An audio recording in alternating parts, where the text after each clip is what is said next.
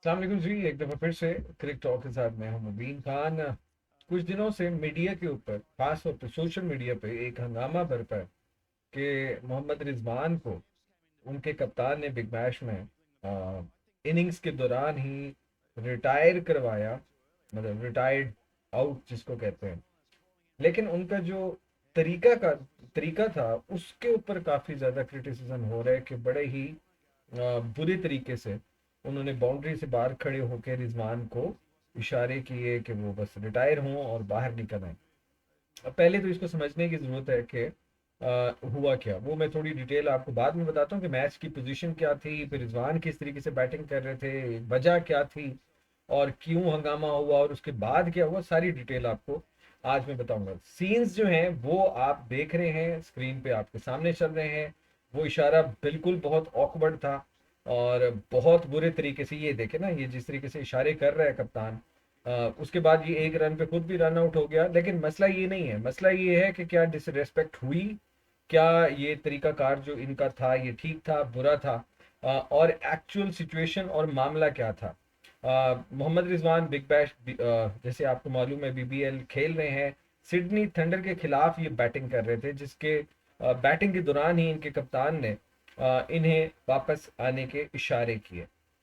रिजवान 23 गेंदों पर 26 रन बना चुके थे और क्रीज पर डेफिनेटली मौजूद थे। 2 ओवर बाकी थे।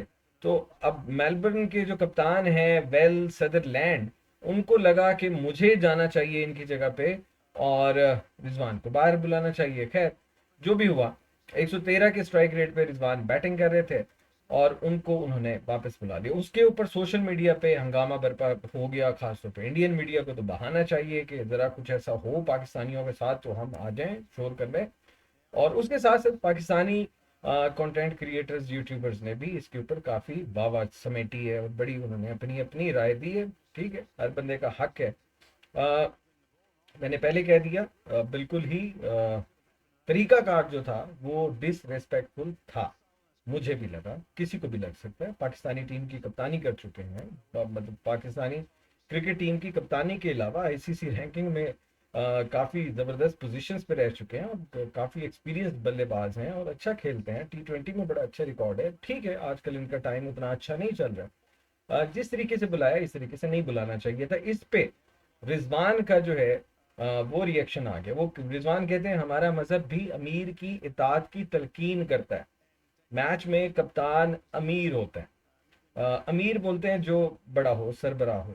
मोहम्मद रिजवान का कहना है कि कोई सदाकत नहीं कि मैं बिग बैश लीग छोड़कर आ रहा हूँ, क्योंकि रूमर्स चल रहे थे कि रिजवान शायद इस इंसिडेंट के बाद, इस बात के बाद बिग बैश लीग छोड़ के वापस आ रहे हैं। वो उन्होंने डिनाई कर दिए कि ऐसा कुछ भी नहीं है। उनका कहना है कि कप्तान की बात मानना मेरा फर्ज है, हमारा मजहब भी अमीर की इताअत की तलकीन करता है।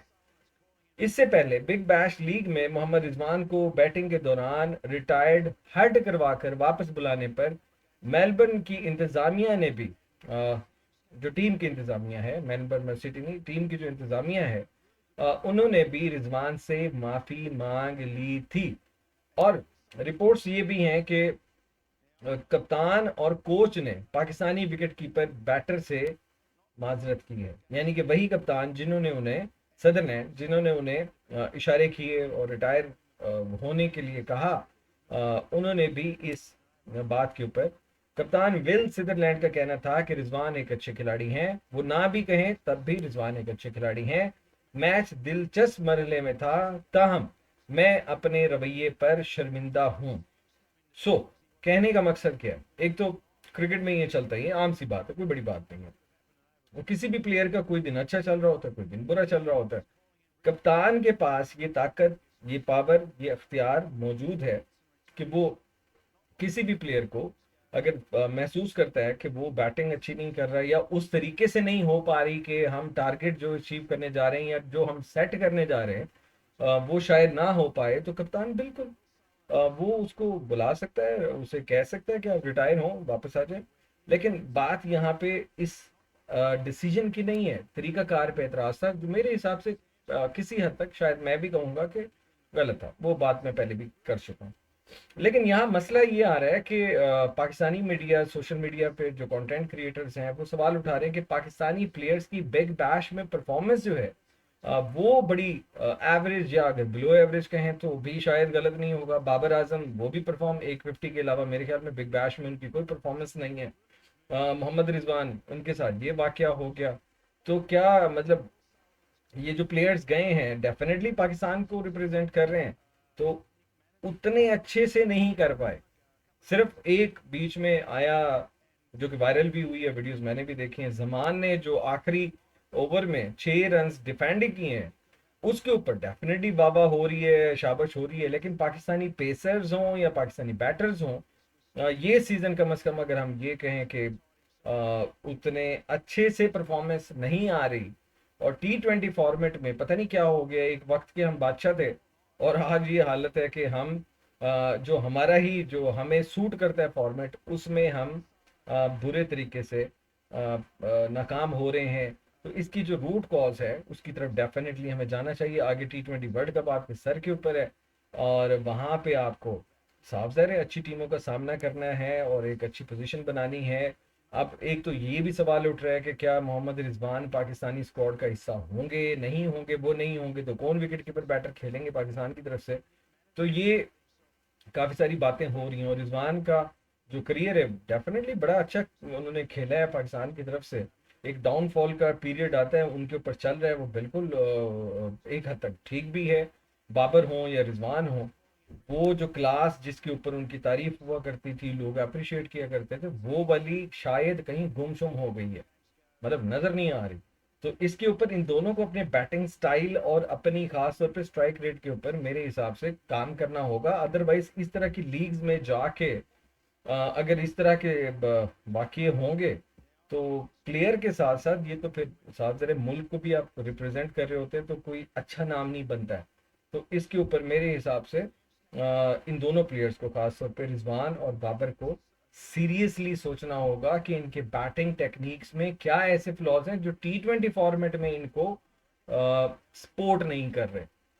उसके ऊपर इनको काम करने की डेफिनेटली ज़रूरत है। अभी PSL भी आ रहा है, पहले उससे T20 वर्ल्ड कप आ रहा है, पता नहीं उसमें इनको चांस मिलता है या नहीं मिलता, बट PSL में तो डेफिनेटली ये होंगे। तो इनको अगर T20 फॉर्मेट खेलना है, चाहे वो पाकिस्तान से खेलना है, चाहे वो लीग्स में जाके पाकिस्तान को रिप्रेजेंट करना है, तो इनको उस पर बहुत मेहनत करना होगी, क्योंकि बड़े नाम हैं तो एक्सपेक्टेशंस भी बड़ी हैं। और जब इस तरीके से परफॉर्म करेंगे और ये वाले वाकयात होंगे तो सवाल तो उठता है। तो किसी हद तक ये जस्टिफाइड है कि उनको रिटायर करवाया गया। वो जिस तरीके से बैटिंग कर रहे थे तो शायद कप्तान का वो फैसला गलत नहीं था। अगर तरीका कुछ मुनासिब होता तो सोशल मीडिया पे इतनी तनकीद ना होती। बहरहाल हम फिर वही कहेंगे, रिजी भाई मतलब मुझसे तो छोटे ही होंगे, रिजवान जो हैं उनकी बड़ी ज़बरदस्त परफॉर्मेंसेस रही हैं पाकिस्तान के लिए।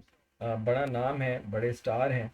बस दुख होता है जब इस तरीके से किसी बड़े प्लेयर के साथ ऐसे टाइम पे जब उसकी परफॉर्मेंस ना लग रही हो और इस तरह की चीज़ें हो जाएं, तो डेफिनेटली फिर बुरा लगता है, एज अ पाकिस्तानी बुरा लगता है। लेकिन उसके साथ मुझे बुरा ये लगा कि इंडियन मीडिया को तो छोड़ देना, उनका तो काम यही है कि इस तरह का कुछ भी होगा तो वो आपके खिलाफ काम शुरू कर देते हैं। लेकिन पाकिस्तानी मीडिया ने भी खास तौर पे पाकिस्तानी यूट्यूब कंटेंट क्रिएटर्स की कुछ मैंने वीडियोस देखी हैं, उन्होंने भी थोड़ा डिसरिस्पेक्टफुल वे में इस पूरे वाक़े को बयान किया है। हालांकि स्पोर्ट्समैन स्पिरिट ये कहती है this is totally part of the game, और ये कप्तान के पास बिल्कुल एक पावर है, वो कर सकता है। कोई आउट ऑफ सिलेबस, कोई आउट ऑफ बुक कोई ऐसा काम नहीं हुआ कि जिस पे हैरान हो जाए, आंखें खोली जाएं कि पता नहीं क्या कर दिया। लेकिन हाँ, तरीका जो है वो उस पे सवाल हो सकता है, बात हो सकती है। इसमें रिजवान की कोई इंसा मतलब कोई कहें कि उसकी कोई लेगेसी खत्म, मतलब ऐसा रिजवान का कुछ नहीं है। सवाल जो भी उठा रहे हैं वो कप्तान पे उठा रहे हैं, सदरलैंड पे उठ रहे हैं कि उनका तरीका गलत था, उनका स्टाइल, ये जो इशारे कर रहे हैं, बार बार ओवर एक्साइटेड हो रहे हैं, वो चीज़ गलत थी। इसमें ऐसा नहीं है कि कोई रिजवान को छोटे प्लेयर हो गए हैं, ऐसा कुछ भी नहीं है। एक बुरा टाइम है, हर प्लेयर पे आता है, विराट कोहली पे भी आया है, कई साल तक आया है, और अब देखें कम बैक की है और बेहतरीन विराट कोहली भी बैटिंग कर रहे हैं। सो बड़े बड़े प्लेयर्स पे टाइम आता है बाबर आजम पे भी, आजकल वही टाइम चल रहा है जो 2-3 साल पहले विराट कोहली पे चल रहा था। तो फैंस को चाहिए कि सपोर्ट करें। Thank you. कंटेंट पसंद आए तो सब्सक्राइब कर दीजिएगा। अल्लाह हाफिज़।